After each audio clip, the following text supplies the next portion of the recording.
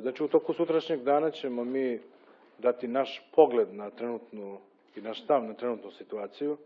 Ono što sigurno mogu da vam kažem, da mi smatramo, još jednom želim da ponovim da je Vlada Republike Srbije, a samim tim i Republika Srbija, čvrsto opredeljena za nastavak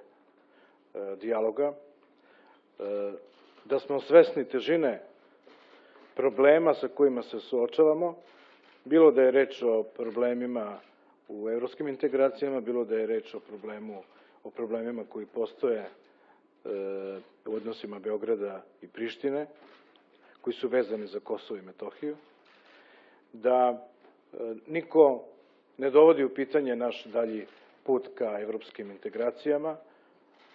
da mi smatramo da je to naš državni i nacionalni interes. Isto tako je naš nacionalni i državni interes da postignemo jedno održivo rešenje za probleme koji postoje